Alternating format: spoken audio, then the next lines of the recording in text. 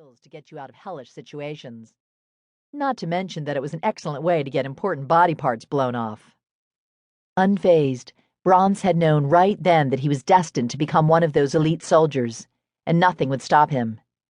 Learning that kind of goal-setting and determination at that young an age had served him well. Now, here he was, commander of the crack team of the first active ETF soldiers. First active meant they were the lead team and were always called first for an assignment, and it meant that his team was the best of the best. They were the ones who went to do the impossible in the worst situations, maintaining a no fear, no fail, no fatality motto that was rarely betrayed.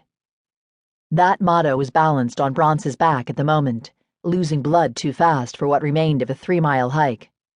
But Bronse was doing his damnedest to make them the fastest miles ever to be hiked on sand. He'd never lost a team member in the field, and he wasn't about to start with the rookie communications officer who had balls the size of jumbo adder crystals. The kid had more than proved his grit today. Trick might be their newest and youngest member, but Bronse had known the minute he'd laid eyes on him that he was the perfect fifth for his group.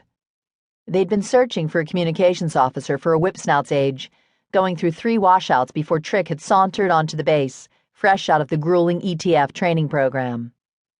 Trick had those blonde boy next door good looks that you could see a block away, riveting blue eyes that penetrated at every glance, and the disarming manners and engaging charm to go with them.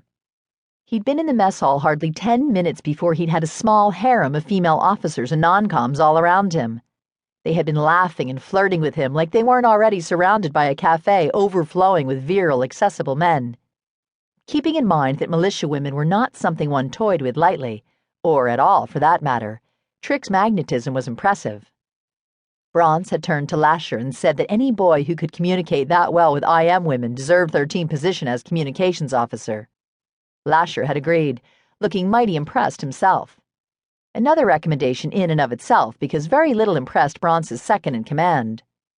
So Trick had joined Bronse, Lasher, Justice, and Ender's first active ETF team all of 2 months back, and this had been their 3rd mission out since the team had been locked in.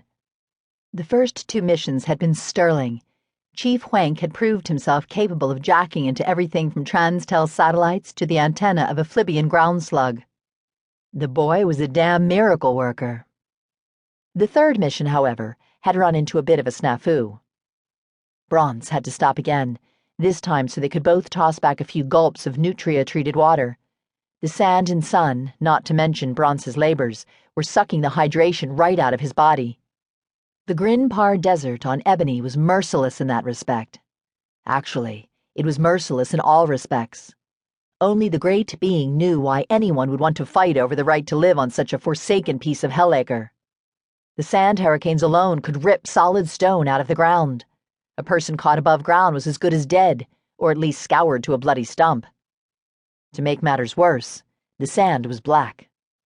That meant it soaked up the rays of the sun all day and could melt or burn the hell out of anything that touched it, stumbled in it, or outright fell down looking to bake their face. Only the special protection of the soldiers' boots and clothes kept them from this type of fate. That and Bronse's impressive sense of balance. The faster they were out of that hostile environment, the better, Bronse thought as he began to trek off again. For this mission, the team had split up to do reconnaissance at 2 separate locations. Bronse hadn't recommended or approved of that plan. However, due to the sand hurricanes and an awkwardly timed insert by their command center, they hadn't had the time to recon their target sites in succession.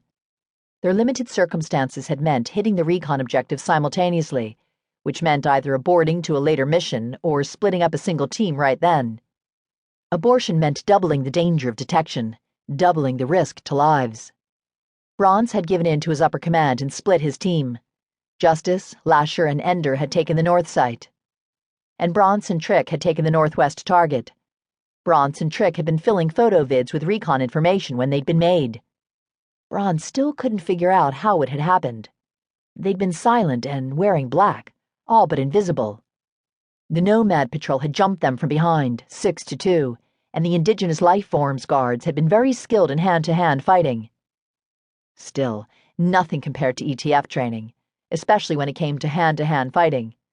Bronse and the kid had moved like lightning to eliminate their threat, working silently so as not to alert any other patrols.